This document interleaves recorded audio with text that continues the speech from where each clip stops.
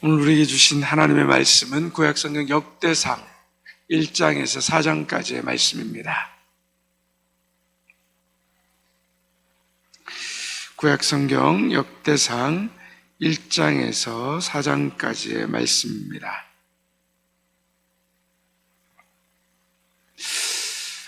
열왕기상어와 역대상어는 이스라엘의 왕조를 기록한다는 면에서 똑같습니다. 근데 열왕기상하는 이스라엘의 왕조에 대해서 기록하고 있지만 그 관점이 선지자적 관점으로 기록되어 있습니다.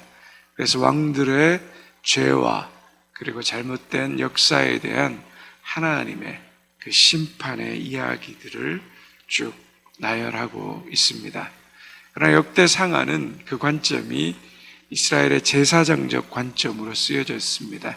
왜냐하면 역대기를 이스라엘 바벨론 포로 이후에 돌아온 그 귀한 세대들을 향하여서 그 초점이 쓰여졌다라고 말하고 있습니다. 그래서 포로에서 돌아온 세대들에게 가장 중요한 것은 무엇입니까? 70년간 그 나라와 민족을 잃어버렸습니다.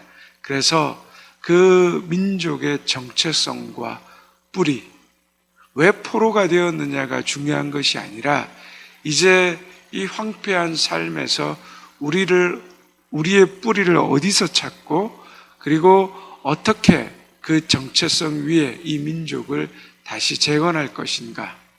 그래서 그들이 하나님으로부터 선택받은 민족이며 그들의 역사가 하나님 안에서 이루어지고 있다. 하나님께서 우리를 보호하고 있다.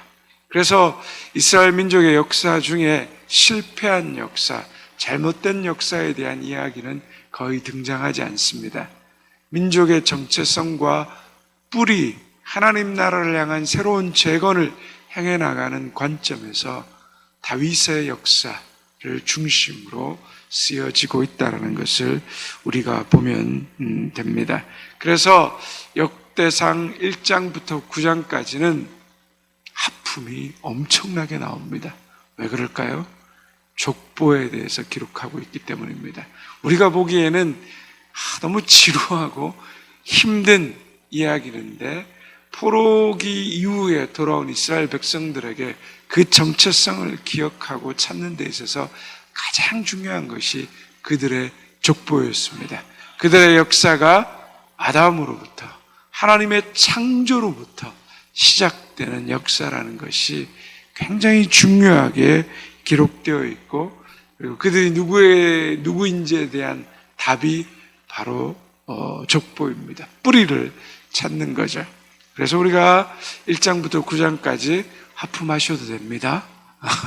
그러나 그 족보가 이스라엘 민족들에게 있어서 그렇게 중요하다는 것들, 우리가 그것들을 기억하면서 함께 보면 좋겠습니다.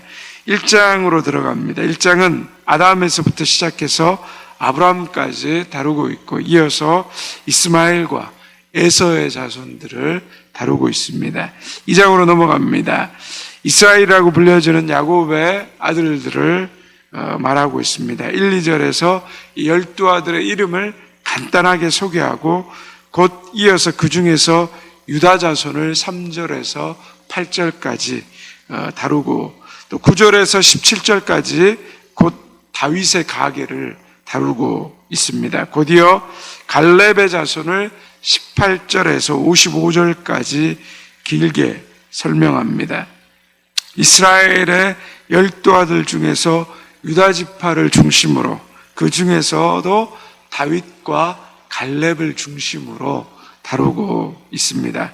왜 10대 지파 중에서 유다를 거기서도 다윗과 갈렙을 기록하고 있을까요?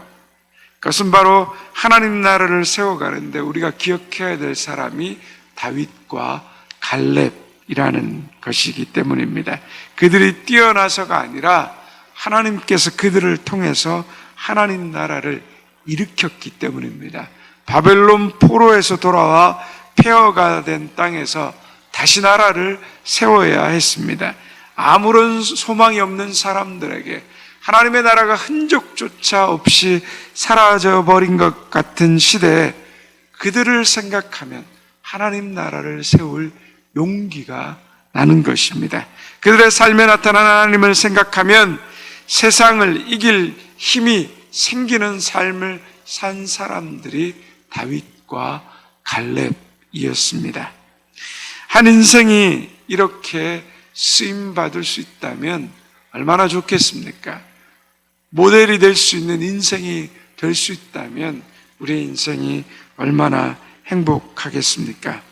지금도 여전히 우리 속에서 죽지 않고 살아있는 다윗과 갈렙처럼 우리 자녀들에게 그리고 우리 주변의 사람들에게 늘 생각나는 죽지 않고 살아서 그들을 생각하면 용기가 되고 나를 생각하면 내가 살아갈 힘을 얻을 수 있는 그런 아름다운 인생으로 살아갈 수 있다면 우리가 그렇게 하나님을 의지하고 하나님 나라를 세워간 사람들로 기억될 수 있다면 그것이 얼마나 복되고 아름다운 인생이겠습니까? 저 여러분들이 그런 아름다운 하나님을 의지하고 하나님을 생각하게 만드는 그런 복된 인생 되기를 주님의 이름으로 축원드립니다. 3장입니다. 다윗을 통해서 나온 아들들을 9절까지 설명합니다. 이어서 10절부터는 솔로몬, 르호보암, 아비야로 이어지는 다윗의 자손들이 나옵니다. 이 부분은 마태복음 1장 1절의 배경이 되는 말씀입니다. 아브라함과 누구의 자손요? 다윗의 자손 예수 그리스도의 세계라고 마태복음 1장 1절은 말하고 있습니다. 즉 하나님의 역사가 유다 지파인 다윗의 계보로 계속 이어지고 있는 것, 그들의 정체성을 거기서 찾고 있습니다. 다윗의 아들들은 유다의 왕들입니다. 역대상 10장부터 이어져서 역대하를 마칠 때까지 이 유다 왕들에 대한 남유다 왕들에 대한 이야기들이 기록된다는 것을 우리가 생각해 보면 서론적으로 요약해서 한눈에 볼 수 있도록 정리해 주고 있습니다. 4장으로 넘어가겠습니다. 유다의 자손들이 계속해서 기록되고 있습니다. 족보에 나오는 유일한 기도가 나오는데 다 이렇게 설명하다가 기도가 나오는데 누구의 기도입니까? 우리가 잘 아는 야베스의 기도입니다. 우리 4장 10절의 말씀을 같이 함께 읽도록 하겠습니다. 야베스가 이스라엘 하나님께 아뢰어 이르되 주께서 내게 복을 주시려거든 나의 지역을 넓히시고 주의 손으로 나를 도우사 나로 환난을 벗어나 내게 근심이 없게 하옵소서 하였더니 하나님이 그가 구하는 것을 허락하셨더라. 이 기도에 보면 지역이라는 말, 즉 땅이 중요하고 환난과 근심을 벗어나게 달라는 이 말이 나옵니다. 땅의 회복과 환난과 근심을 벗어나게 해달라고 하는 이 말을 묵상하면 바벨론 포로와 포로 이후에 돌아온 세대들을 위한 그 기도와 깊이 연관되어 있다는 것을 우리가 알 수 있습니다. 유다 지파에 있는 수많은 사람들의 기도 중에 이 기도를 담고 있는 것은 포로됨의 역사가 포로됨에서 돌아온 사람들이 하나님 나라를 기억하며 그 하나님 나라를 그 땅에 세우며 살아갈 기도의 모범으로 담고 있는 것입니다. 단순히 자신이 땅을 많이 가지거나 자신의 땅을 넓히는 기도가 아니라 약속의 땅 하나님 나라를 이루기 위한 그 귀한 기도이며 하나님 나라를 위해서 그 땅 가운데 다시 자신의 삶을 세우는 과정에서 겪는 환난과 근심을 벗어나게 하도록 하는 기도인 것입니다. 그래서 그 기도의 중심이 내 욕심과 내 욕망을 채우기 위한 기도가 야베스의 기도가 아니라 하나님 나라를 생각하고 그 땅 가운데 하나님의 나라를 세워가기 위한 간절한 하나님께 바라는 기도인 것입니다.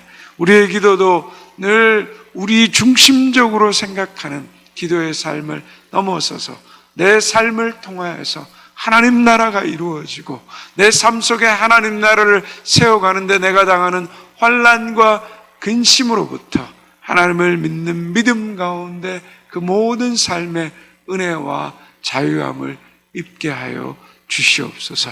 이것이 우리의 기도가 또한 되기를 간절히 소망합니다. 이제 역대상 1장에서 4장까지의 말씀을 경청하겠습니다. 주의 말씀은 내 발의 등이요 내 길의 빛이십니다. 아멘.